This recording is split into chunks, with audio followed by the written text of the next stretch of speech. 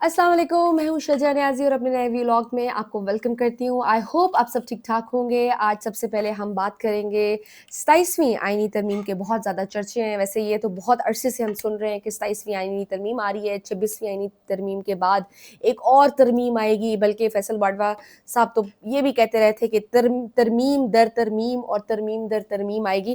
खैर 27वीं आईनी तरमीम के बहुत ज़्यादा चर्चे हैं, बहुत अरसे से जारी थे कि आ रही है और उसमें उसकी रीज़न ये है कि उसमें जो भी 26वीं आईनी तरमीम की जो ख़ामियाँ थीं, जो कमियाँ थीं, जो सुकम रह गए थे, जो भी इफ़ एंड बट्स उसमें मौजूद थे, वो सारे उनको एड्रेस करेंगे और वो सब 27वीं आईनी तरमीम में कवर किए जाएँगे और उनको देखा जाएगा जहाँ-जहाँ कमी थी, वो कमी दूर की जाएगी और ये पॉसिबल है कि 27वीं आईनी तरमीम के बाद सुप्रीम कोर्ट जैसी एक आईनी अदालत बन जाए और आईनी बेंच बाद में फिर यही अदालत बन जाए या सुप्रीम कोर्ट बन जाए और एनएफसी अवार्ड्स में तब्दीलियां होंगी। ये इसके हवाले से बात की जा रही है, लेकिन ऑब्वियसली फिर वही एक बहुत बड़ा सवाल है कि नए सूबों की बात भी की जा रही है कि नए सूबे बनेंगे।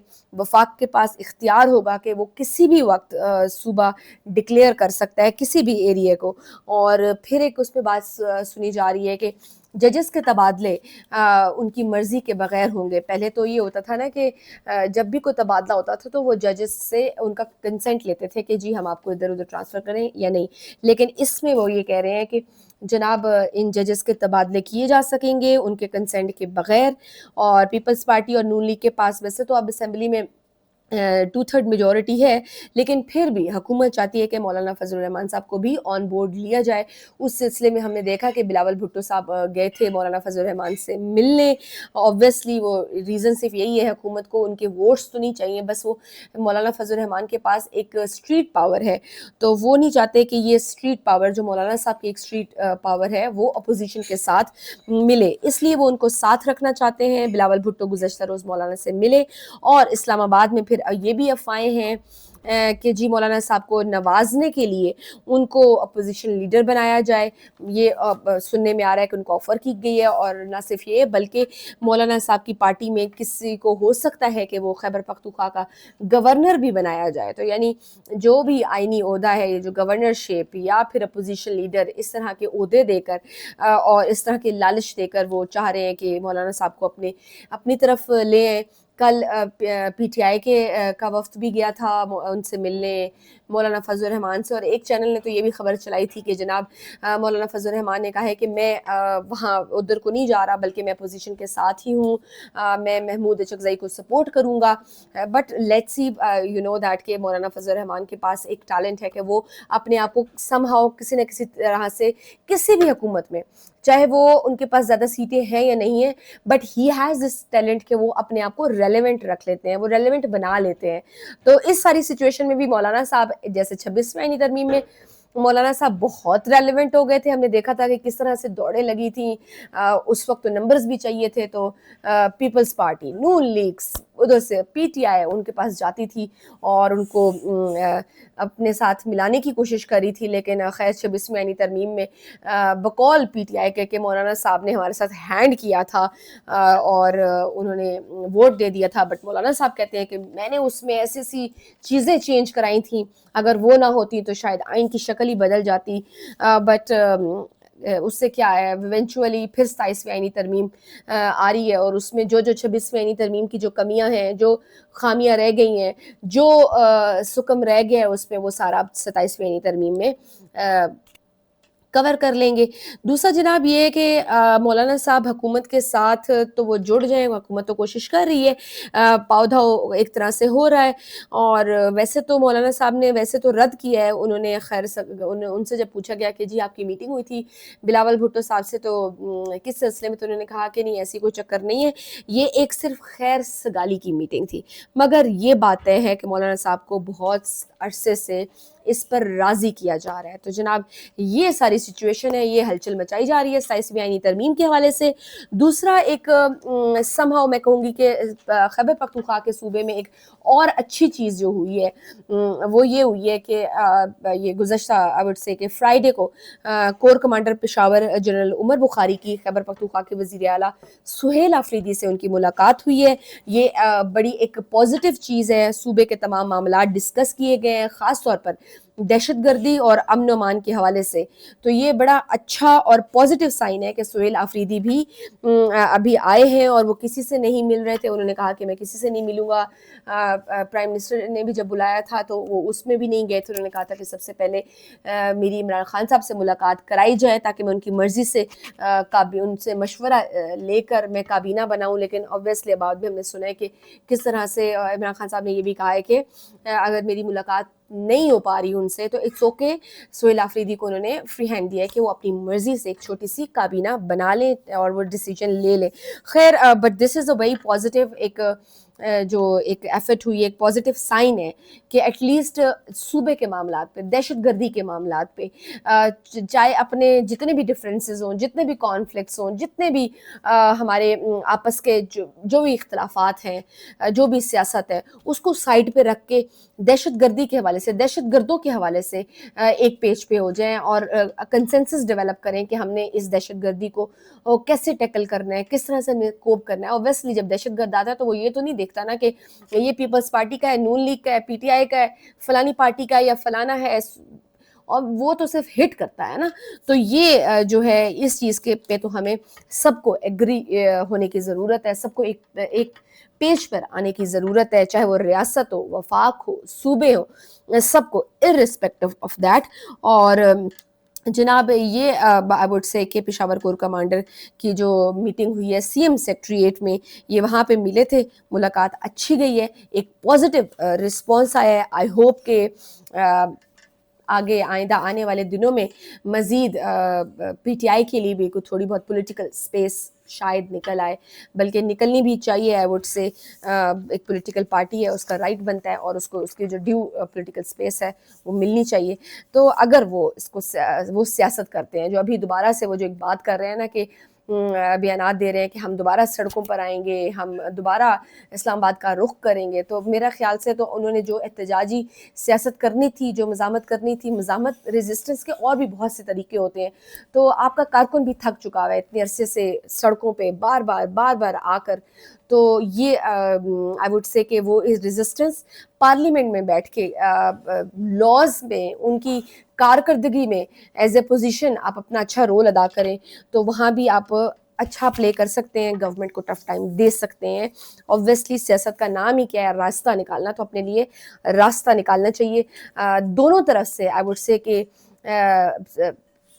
آپ یوں کہہ لیں کہ جو فرم دونوں کے جو سٹانس ہیں ان میں تھوڑی بہت لچک آنی چاہیے. خیر اب ہم چلتے ہیں پاک افغان مذاکرات کے حوالے سے. جناب وہ تعطل کا شکار ہے, رک گئے. اس کی وجہ افغانستان ہے, وہ پاکستان کے مطالبات نہیں مان رہا.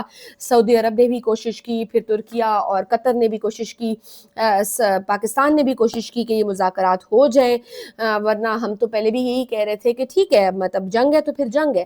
لیکن پھر جب ہم نے ان کو ٹارگیٹڈ اسٹرائکس کیے, جب ہم نے ان کو جواب دیا, تو 7 مرتبہ سیز فائر کی درخواست کی گئی ہم سے افغانستان کی جانب سے. پھر سعودیہ بیچ میں پڑا, پھر ترکیہ, پھر قطر, پھر پاکستان مجبور ہوا کہ اور دوحہ میں مذاکرات کرنے کے لیے. 13 گھنٹے لگاتار یہ مذاکرات ہوئے اور پھر دوحہ ایگریمنٹ ہوا, اور پھر ڈیسائیڈ ہوا کہ جی اگلا دور جو ہے وہ استنبول میں ہوگا. پھر اب استنبول میں بھی بہت گھنٹے, 13 گھنٹے, 17 گھنٹے وہ مذاکرات چلے. ایک دن ایک دور ہوا, پھر دوسرا دور ہوا, پھر تیسرا دور ہوا, لیکن اس کا کوئی آؤٹ کم نہیں نکلا, کوئی ایسا ڈیسیجن سامنے نہیں آیا.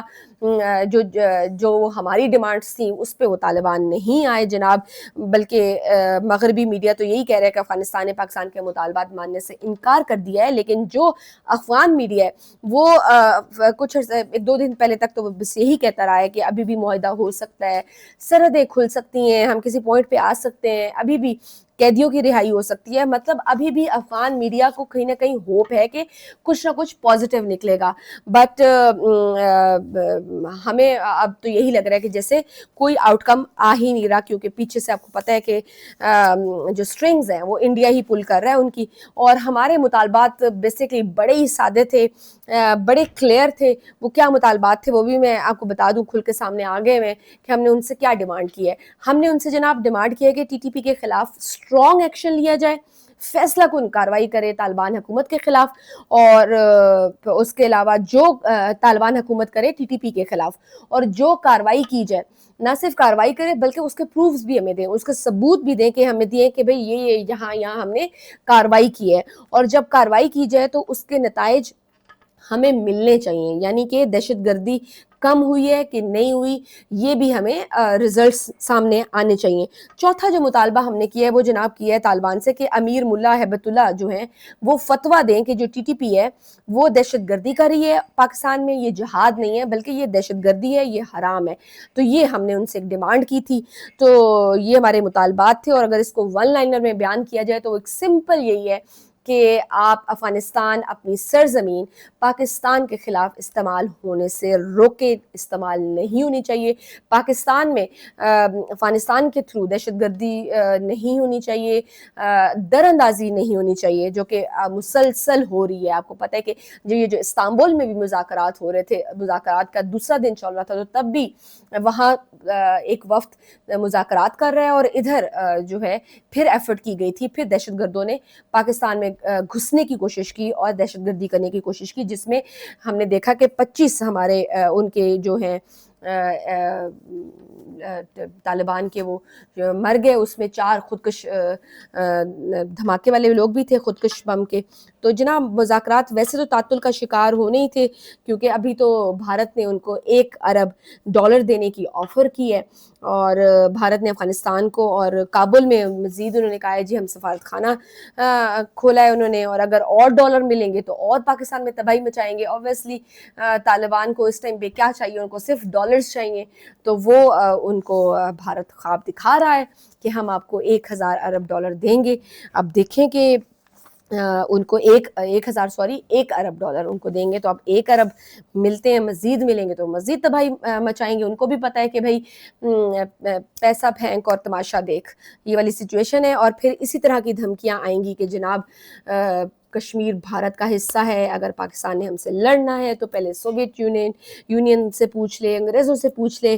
اگر ہم نے پاکستان کے خلاف جنگ ڈکلیئر کر دی تو پاکستان کو کہیں چھپنے کی جگہ نہیں ملے گی. اور ساتھ میں جناب انہوں نے یہ بھی بیانات دیے کہ دریائے کابل پر ہم ڈیم بنائیں گے, اور مزید کہا کہ اور تم پاکستان والوں ٹی ٹی پی کو جو بھی سمجھو, ہماری نظر میں ٹی ٹی پی جو ہے وہ دہشت گرد نہیں ہے, ہم ٹی ٹی پی کو دہشت گرد نہیں سمجھتے.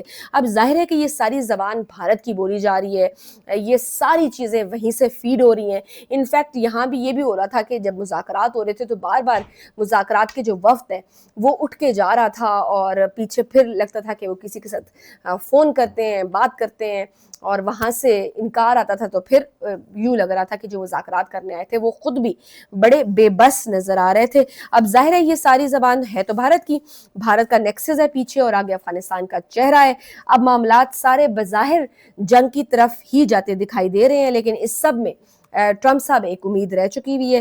ڈونلڈ ٹرمپ صاحب نے کہا ہے کہ جی مجھے پتہ ہے کہ پاک افغان کے حالات بڑے کشیدہ ہیں, جنگی جھڑپیں ہو چکی ہیں, میں یہ جنگ بھی رکوا سکتا ہوں, لیکن مجھے ابھی محسوس ہو رہا ہے کہ یہ سب کرنے کی ضرورت نہیں ہے. ترکیہ, قطر اور دوسرا ان مذاکرات میں انہوں نے افغان کی جانب سے جو ایک مطالبہ آیا وہ یہ بھی آیا کہ امریکہ کو ضامن بنایا جائے. جناب تو ترکیہ, قطر, سعودیہ نے کوشش کی, پاکستان نے کوشش کر لی, لیکن طالبان حکومت کو ابھی تک عقل نہیں آئی, اور ادھر مذاکرات چل رہے تھے, ادھر افغانستان کے ذریعے ہم نے دیکھا کہ کس طرح سے پاکستان میں در اندازی کی کوشش کی گئی. تو یہ ساری سچویشن ہے. بظاہر تو یہی لگ رہا ہے, ہمارے اپنے وزیر دفاع نے بھی یہی کہا ہے کہ اگر ایسی بات ہے تو پھر ہم آپ کو بتائیں گے, ہم آپ کو 50 گنا زیادہ رسپانس دے کر دکھائیں گے, آپ کو دوبارہ غاروں میں واپس بھیج دیں گے. اس طرح کے بڑے سخت بیانات آ رہے ہیں. تو جناب مذاکرات تو ہوئے ناکام, اور سچویشن مزید خراب ہے افغان بارڈر پر. پاکستان کے لیے بڑی کرٹیکل سچویشن ہے. آبویسلی ایک طرف بھارت ہے, آپریشن سندور, سندور 2 کے بار بار راگ الاپ رہا ہے. آبویسلی بہار میں الیکشنز ہیں, وہاں پہ بھی بھارت کی حکومت کا ایک جنگی جنون سوار ہے, اور تو ہمارے دونوں طرف سے جو بارڈرز ہیں وہ کافی زیادہ اس وقت کمپلیکیٹڈ سچویشن میں ہے. ہمارا جو دشمن جو بھارت ہے وہ اس کو ایکسپلائٹ کرنے کے لیے کسی بھی حد تک جائے گا. آبویسلی ایک دفعہ وہ ڈائریکٹ آ کے دیکھ چکا ہے, اس کا نتیجہ وہ دیکھ چکا ہے, جو اس نے 10 مئی میں جو حرکت کی تھی اور اس کو اس کا رسپانس بھی مل چکا ہے, پوری دنیا نے دیکھا ہے. تو اب وہ پیٹھ پیچھے چھپ کر افغانستان کے تھرو پراکسی کے ذریعے پاکستان پر حملہ کرنا چاہتا ہے. تو آبویسلی ڈیفینیٹلی اس دفعہ بھی ان کو منہ کی کھانی پڑے گی, but it is a very critical situation for Pakistan. یہ ساری سچویشن تھی آج کی. سو ابھی کے ولاگ کے لیے بس اتنا ہی, اجازت دیجیے, اللہ حافظ. اگر آپ کو میری ویڈیو پسند آئی ہے تو لائک کیجیے, سبسکرائب کیجیے میرے چینل کو.